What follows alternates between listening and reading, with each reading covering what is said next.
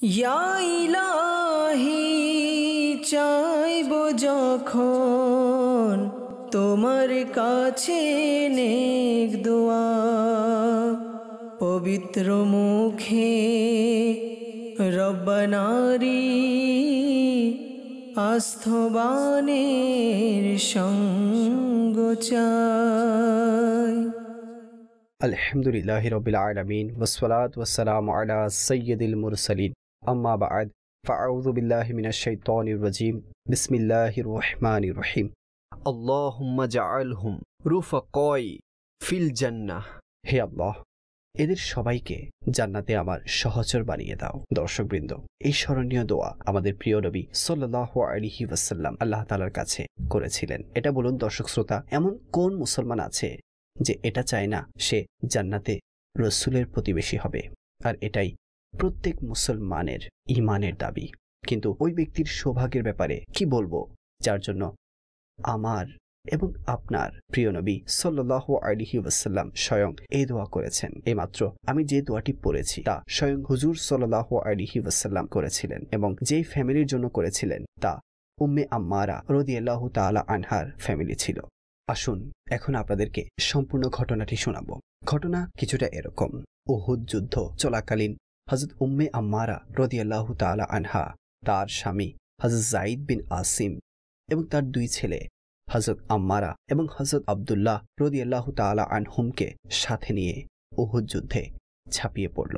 এবং যখন কাফিরেরা হুজুর সাল্লাল্লাহু আলাইহি ওয়াসাল্লামের উপরে আক্রমণ করে বসলো, তো তিনি একটি খঞ্জর নিয়ে কাফিরদের সামনে দাঁড়িয়ে গেলেন এবং কাফিরদের তীর ও তলোয়ারের প্রত্যেকটি আঘাতকে প্রতিহত করতে লাগলেন। এমনকি যখন ইবনে কিমিয়া মালাউন রহমতে দো আলম সাল্লাল্লাহু আলাইহি ওয়াসাল্লামের উপর তলোয়ার দিয়ে আঘাত করল, হযরত সাইয়্যিদা উম্মে আম্মারা রাদিয়াল্লাহু তাআলা আনহা ওই আঘাতকে নিজের পিঠ দ্বারা প্রতিহত করলেন, যার ফলে তার কাঁধে এত বেশি ক্ষত হলো যে তা গভীর হয়ে গেল। তিনিও প্রতিউত্তরে ইবনে কিমিয়ার কাঁধে এত জোরে আঘাত করলো যে সে দুই টুকরা হয়ে যেত। কিন্তু ওই মালাউন ডাবল কাপড় পরিহিত ছিল, যার কারণে বেঁচে যায়। ওই যুদ্ধে বিবি উম্মে আম্মারার মাথা এবং কাঁধে 13টি ক্ষত হয়।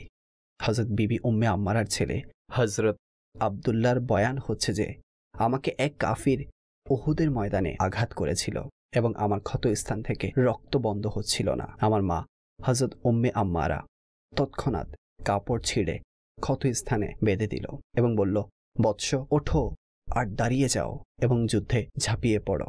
ভাগ্যক্রমে সেই কাফিরই সামনে চলে আসে। তো হুজুর সাল্লাল্লাহু আলাইহি ওয়াসাল্লাম ইরশাদ করেন, হে উম্মে আম্মারা, দেখো তোমার সন্তানকে রক্তাক্তকারী এই সে। এটা শুনতেই হযরত উম্মে আম্মারা রাদিয়াল্লাহু তাআলা আনহা তীব্র গতিতে ওই কাফিরের পায়ে তলোয়ার দ্বারা এত জোরে আঘাত করলো যে ওই কাফির লুটিয়ে পড়ল এবং সে চলার সামর্থ্য হারিয়ে ফেলেছিল, বরং পিঠে ভর দিয়ে পলায়ন করল।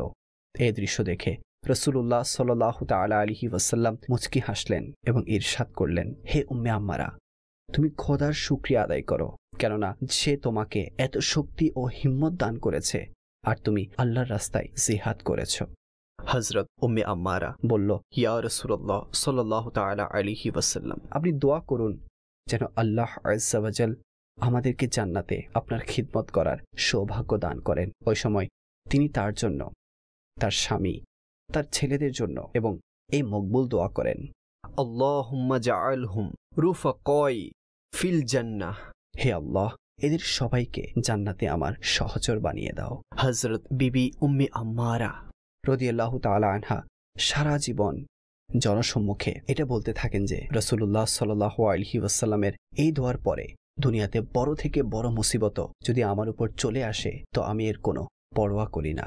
দর্শকবৃন্দ, হযরত উম্মে আম্মারার এই ঘটনা শ্রবণের পর চিন্তা করুন, ইসলামের সূচনা লগ্নে কত বড় বড় সাহসী ও বাহাদুর নারীর আগমন ঘটেছে, এবং এই বীর বাহাদুর নারীদের ইসলামী খিদমতকে কিয়ামত পর্যন্ত কেউ কখনো ভুলতে পারবে না।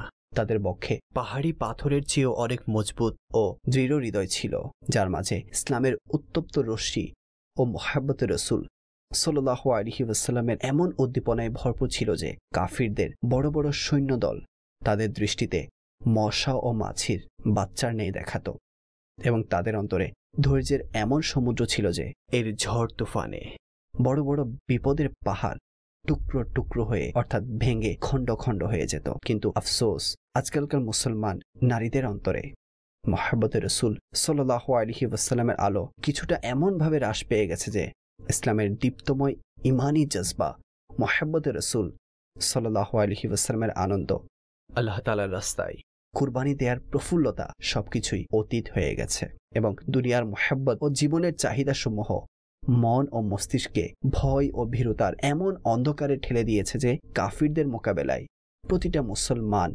নারী ভয় ও কান্নাকাটি ছাড়া কিছুই করতে পারে না। বরং আমাদের নারীদের এই বাহাদুর এবং আল্লাহর রাস্তায় জান মাল এবং সন্তান কুরবানি দেয়া নারীদের ইমানি জজবা এবং ইসলামের প্রতি ভালোবাসা থেকে শিক্ষা নেওয়া উচিত। কেননা যদি নারী বাহাদুর এবং সাহসী হয় তাহলে তাদের সন্তান কখনো ভীতু হয়ে জন্ম নিবে না। ইসলাম ধর্মের অনুসারীদের আবারও একটি প্রজন্ম বীরের বেশে সামনে অগ্রসর হবে এবং দ্বীন ইসলামের পথে বাধা প্রদানকারী ঘন অন্ধকারাচ্ছন্ন তুফানের সামনে দেয়ালের ন্যায় দাঁড়িয়ে যাবে এবং সফলতা পদচুম্বন করবে। দর্শকবৃন্দ, প্রোগ্রামের সময় শেষের দিকে আল্লাহ তাআলার কাছে এই দোয়া করতে থাকুন যেন আল্লাহ তাআলা জান্নাতে রাসূলের প্রতিবেশী হিসেবে কবুল করে। এর চেয়ে উত্তম বিষয় কি হতে পারে যে আমরা জান্নাতে রাসূলের প্রতিবেশী হব। দর্শকবৃন্দ, আপনারা এই অনুষ্ঠানটি দাওয়াত ইসলামী অফিসিয়াল ইউটিউবও দেখতে পারবেন এবং আপনারা অন্যকে শেয়ারও করতে পারবেন এবং সেখানে আপনার কমেন্টের মাধ্যমে ফিডব্যাকও দিতে পারবেন। আর প্রতিদিন মাগরিবের নামাজের পরপরই এই অনুষ্ঠানটি মাদানী চ্যানেলেও দেখতে পারবেন। আল্লাহ তাআলার কাছে প্রার্থনা আমাদেরকে আমাদের ভবিষ্যৎ প্রজন্মকে বাহাদুরি ও সৎ সাহস নসিব করুক। আমাদের আল্লাহ ব্যতীত সকলের ভয় আমাদের অন্তর থেকে দূর করে দিক। শুধু খোদাভীতি আমাদেরকে প্রদান করুক। আমিন। বিজাহিন নবীল আমিন সাল্লাল্লাহু তাআলা আলাইহি ওয়াসাল্লাম। আসসালামু আলাইকুম ওয়া রাহমাতুল্লাহি ওয়া বারাকাতুহু। ইয়া ইলাহি চাইবো যখন তোমার কাছে নেক দোয়া, পবিত্র মুখে